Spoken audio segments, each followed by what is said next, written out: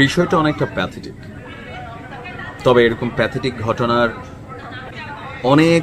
ঘটনার পেছনে অভিযুক্ত করা হচ্ছে যে এই তৌহিদ আফ্রিদি নিজেই কানেক্টেড ছিলেন।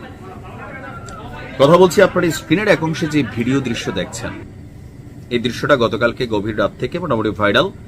দুইটা শব্দ এখানে খুবই বেশি কানেক্টেড হয়েছে। তৌহিদ আফ্রিদি সম্ভবত বিয়ে করছে, এবং কি এই গ্রেপ্তারের মাধ্যমে একটা সুখবর আমরা যেটা জানতে পারলাম, দোয়া করি তার বাচ্চা আল্লাহ সুস্থভাবে দুনিয়ার জমিনে আনুক, কারণ তার স্ত্রী 6 মাসের প্রেগন্যান্ট। আর অপরদিকে যখন আমরা দেখলাম যে সিআইডি পুলিশ তাকে যখন নিচে নামিয়েছে, তাকে একটা সাদা মাইক্রোবাসে করে আনার আগ মুহূর্তে তিনি কোরআনের কসম কাটতেছিলেন বা আল্লাহর কসম কাটতেছিলেন যে তিনি উমরা হজ করছেন। তো যাই হোক, গতকালকের এই ঘটনাগুলো থেকে এখানে বেশ কিছু জিনিস কানেক্টেড। আমার মনে হয় এই যে টোটাল ইস্যুটা,